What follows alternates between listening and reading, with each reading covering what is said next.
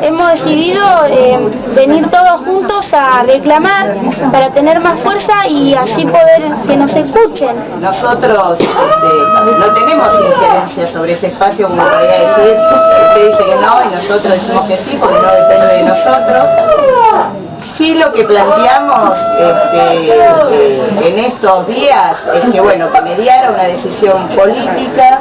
Cuando digo política es que el intendente, el jefe de gabinete, la política local pudiera torcer esta decisión que el obispo tiene tomado. El obispo dice, no quiero, las aulas se necesitan para catequesis, el plazo llegó hasta acá, yo hace 1 año y medio que cedí este espacio en busca de una solución, ahora me dicen 2 meses, después van a ser 3, este es el punto final. Bueno, y el obispo sostiene exactamente lo mismo. Ayer yo le dije, bueno, podemos conseguir, es más fácil conseguirle aulas para la catequesis que aulas para los chicos. Bueno, le hablé de lo injusto que era esto, de dejar a los pibes en una situación de desamparo, qué posición tenía la iglesia con esto, y no es bueno. Sí, acá intervino el intendente y el jefe de gabinete y aparentemente la situación está destrabada con el obispo.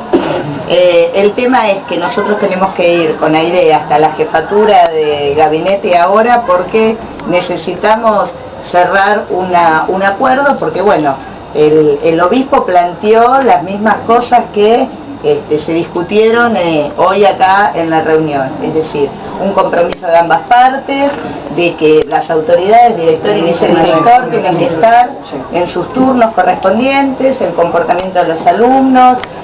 Nosotros le queremos pautar una serie de cuestiones al sacerdote en estas cuestiones de invadir espacios y de entrar, pero bueno, el intendente acaba de hablar con él y lo que necesitamos es ir con Aide para poder cerrar, digamos, este tipo de compromiso. El compromiso. Les pedimos que ustedes se queden acá, no tardaremos más de 20 minutos.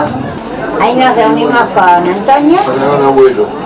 Y la respuesta, bueno, a partir del lunes vuelven. No se escucha. A partir del lunes vuelven a la iglesia. A partir del lunes vuelven a la capilla, para lo cual nosotros hemos firmado algún compromiso.